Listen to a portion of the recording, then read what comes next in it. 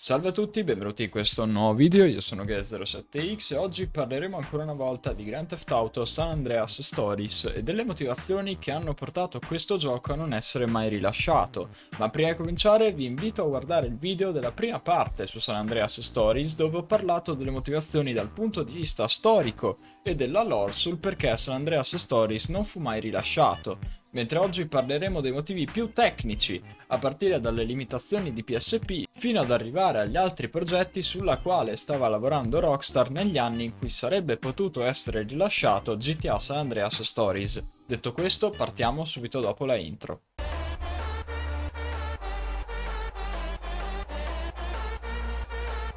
GTA San Andreas è stato un gioco enorme sotto ogni punto di vista, per la storia, la mappa, le missioni secondarie e tutti gli altri elementi del gameplay, per non parlare del fatto che spinse al limite le capacità della PlayStation 2. Queste furono tutte caratteristiche che hanno contribuito in gran parte al suo successo, e appena un anno dopo la sua uscita, esattamente nel 2005, viene rilasciato un nuovo GTA per una console portatile.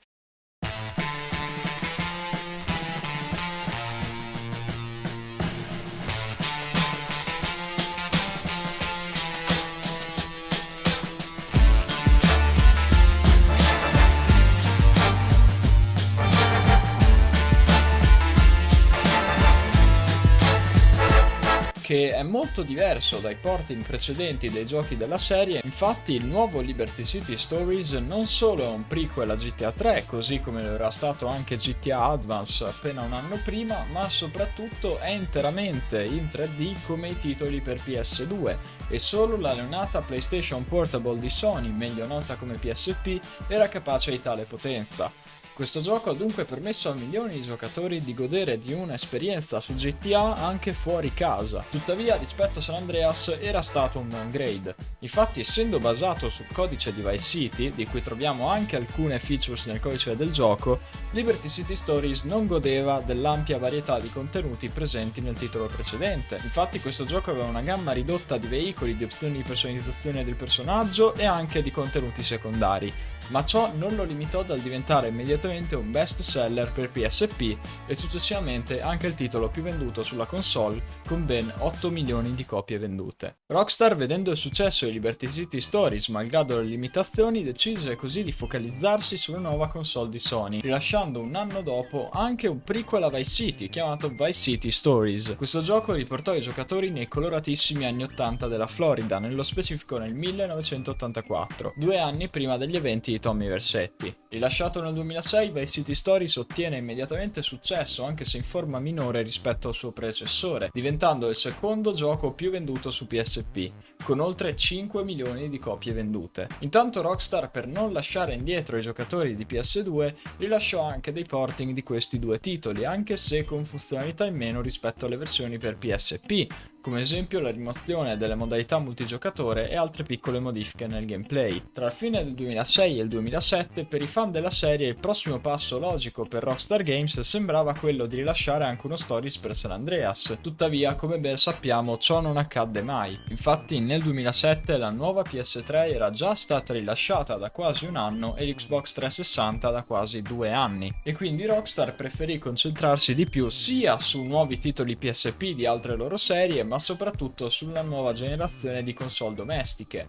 E già nell'estate del 2006 alle 3 di Los Angeles il vicepresidente di Microsoft Interactive Entertainment annunciò Grand Theft Auto 4, inizialmente solo come esclusiva Xbox 360, e questo portò anche alcuni conflitti nel rapporto di esclusività di Rockstar con Sony per dei titoli futuri. E nel 2007 seguirono trailer e presentazioni del gioco, che sarebbe poi uscito nel 2008, quindi sembrava evidente che Rockstar desiderasse focalizzarsi sul nuovo titolo della serie per la nuova generazione di console domestiche piuttosto che sul nuovo prequel per PSP, considerando anche le nuove tecnologie con la quale dovettero lavorare per portare a termine GTA 4, che erano decisamente più all'avanguardia del renderware usato fino ad allora. Quindi sorge spontanea una domanda: Rockstar Games effettivamente pensò mai di sviluppare GTA San Andreas Stories? Ebbene, non abbiamo nulla di ufficiale al riguardo, però si presume che ci avessero pensato, in quanto soluzione logica dopo i primi due titoli. Però è possibile che l'idea fu scartata poco dopo a causa delle limitazioni di PSP,